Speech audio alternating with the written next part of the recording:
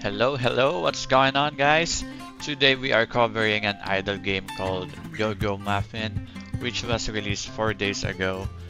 You may or may not have started the game, and you might have clicked on the video because you're wondering if you're doing things right, but I got you, friend. Today we are talking about the Wayfarer class. So on your screen, it will be this little guy on your left. Forget about this guy on the right.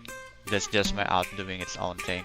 So yep, we have the skill allocation, stat allocation, and some Melomon supports for that class. So yeah, we'll just go ahead and talk about it. So first we're gonna talk about the skill build. So as of now, we are racking this guest arrow spam that I call.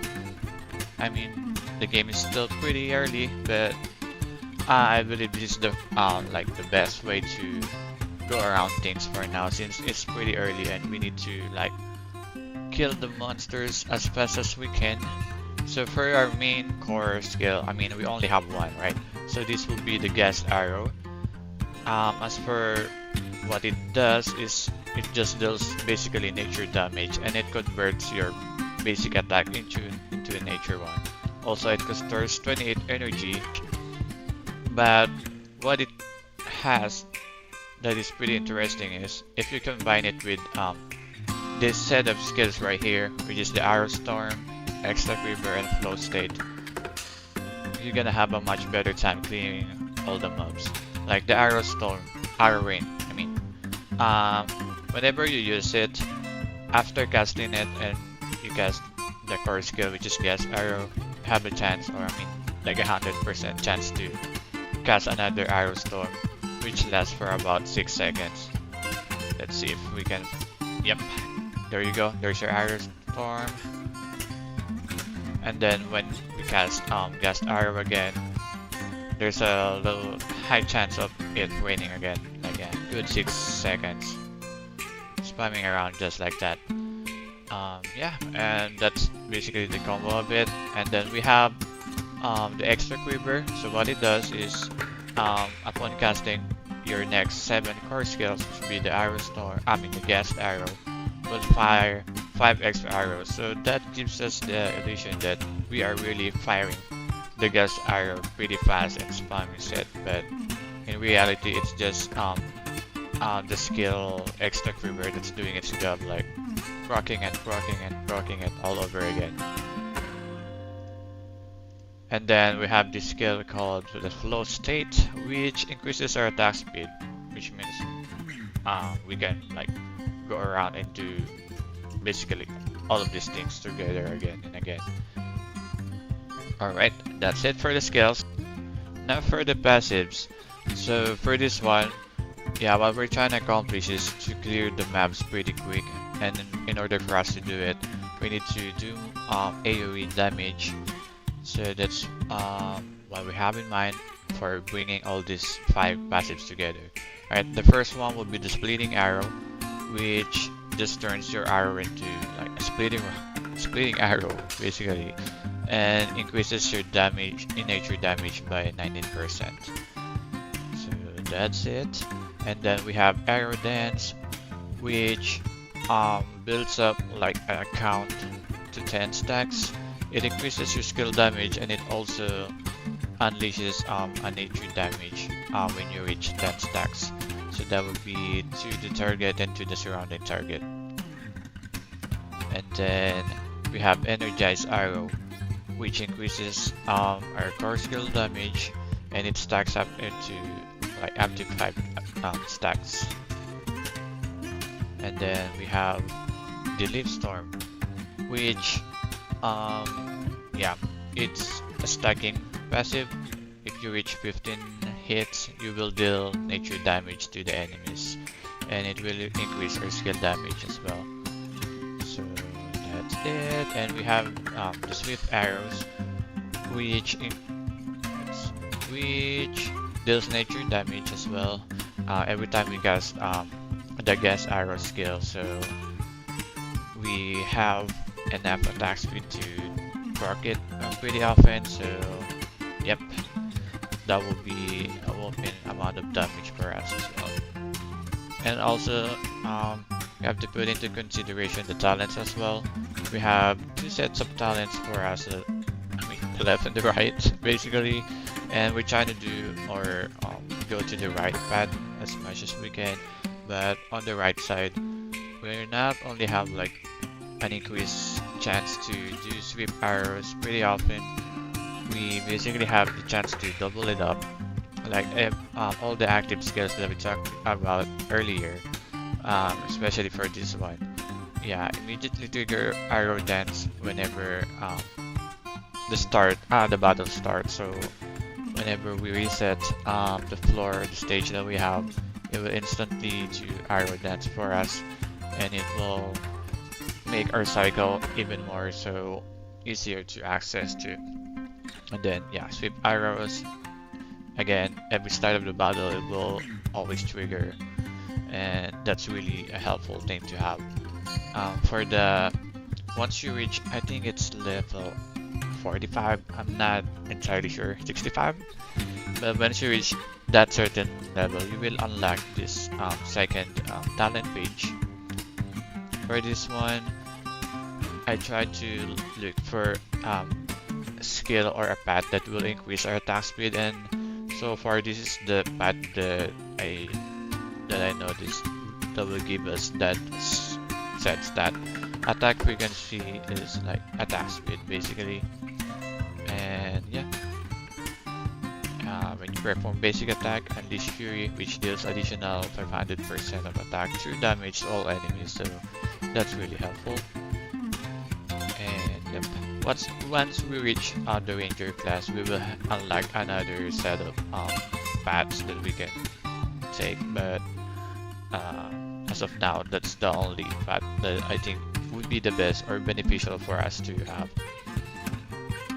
I know some of the other Wayfarer tends to do the left path of this, and they try to like have, I think this is the thing that they're using, Viger Circle. Yep, because they wanna try to like refund your energy and cast everything over and over again, but I think that's quite redundant because I think if you're casting Gust Arrow well enough, like for a good amount of seconds, just like that, it's not really necessary for us to have. So I just try to like compensate the energy by just having enough attack speed to proc all of these together. So yeah, that's it for the passives. Alright, stat prior. Of course we need crit because we're archer with DPS. Crit damage, determination, attack, AQ and Emba last. Alright, so for the crit, yep, we prefer to have crit more so than the crit damage because yeah, you don't need crit damage if you don't crit at all. That's basic MMO thing. You can go and check around your stats like this. So click stats and this little magnifier over there, and then stats details. Alright, as of now I only have 29.4% because I changed my accessories, which made me like lose like 12% of the crit that I had before, and determination. Okay, if you are unsure of what this stats does to your character, you can just click it and it will show you what it does. So I recently changed my stat because I didn't have determination, but I just realized that it's super important. Determination ignores your enemy's defense. Like, yeah, it is the ignore defense that we have on every other gacha games. I mean not gacha, I mean MMO games. So, and you can see it actually proc. Like if you crit, it will show the crit, and if you trigger determination, yeah, just like that, it will show around like that. So it will look like you have like 2 extra damage modifiers going on, and that's really big for your damage. Alright, and of course attack. If you have low attack, then everything goes down, but yeah, Aku and Eva, it's still our prio, but I mean, as for now, those three little crit determination attack is of the most highest priority because again, what I said earlier, we're still pretty early to the game and we're trying to clear as much content as we can, so we're trying to like rush it all out, right? And all the other stats still pretty important, defense, HP, and all the other stuff. I still have to pump it at some point, but yeah, these 4 or 5 stats are of the most priority. Alright.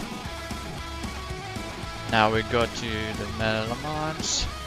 Alright, for the Melomons, they are there to give you support, skills, and stats. If you're losing any stat that I mentioned before, this is the perfect chance or perfect way to get most of the stats that you need. So for the main one, I believe this is the best pet that we can have if you're trying to be a DPS. Alright, so this Melomon increases your damage by 45% when critting and another 45% if you trigger determination. So yep, crit and determination is your most important stats to have, and that's an additional 90% on your damage already. Alright, also this Melomon has this skill which decreases enemy's defense every 10 seconds, I believe. Yeah, every 10 seconds. At level 1, it will decrease your enemy's defense to 6, and then it will increase for about 3% every time you upgrade it. About the upgrade, it's basically if you have a dupe legend Melomon, but it will just come around, don't even worry about it. So for the next one, we have the Ice Valley Cult. This one is pretty good as well because it will give you crit damage and crit rate. Good amount of crit damage and crit rate. And then for the passive, it will increase your damage by 12% and it will give you another 4.8% if you're far from the target. And since we are archers, we will benefit the most from it.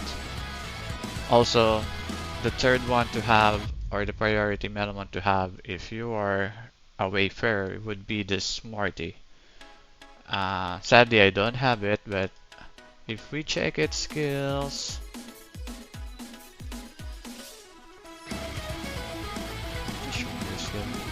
right, it will increase our damage by 25% and it will double up when our HP is about 60%. So again, since we are on the backline, we are archers, we will benefit the most out of it. As for the passive for this one, it will just randomly increase your crit, determination. Again, those combo together is bread and butter for DPS like us. And yeah, so yep, that's just a preparation if we reach 70, which is about a day from now. Yeah, we will reach 70. Anyway, so only the main Melomon can equip the passive. So you are not really locked to that Melomon's passive. You can switch around some other passives as well. But the most important passives to have are like the passive with the Demon Hound and the passive of the Ice Valley Cult. Because if you have it, your damage just goes through the 12%. Is not pretty high, but that's the most you can have for these passive ones. And then you will also have a decreased defense thing, which actually really works. If you have this Melomon, which basically gives you an AoE after you kill a monster, then all good. It will really help you clear mobs out pretty quick. And yeah, that's about it, I guess. I don't really have to show you about the equipments because yeah, basically just do the trials and upgrade your things. If you want to reach a certain amount of stat, you just have to recast it, like so. I think the most we can have is level 5 or 6 for the things we have here. So just like that, 5 would be the most that we can get, and you just recast it over and over again until you get what stats you have.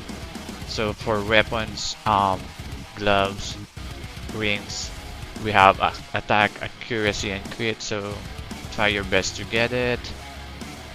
Yeah, and also necklace and helmet. Yeah, and for the armors, the pants, and the boots, you can try to reach evasion, defense, and HP. I think that will probably be the best options for that parts. And yeah, if you guys learned anything about this video, please be sure to give me a like and comment or share, or I mean, if you want to correct something about what I told you, then just comment back in the comment section, and we will soon be creating a guide for the warrior class as well, so that will be for the next video, which is this cute little art out right here. Anyway, thanks for watching, guys. See you on the next one.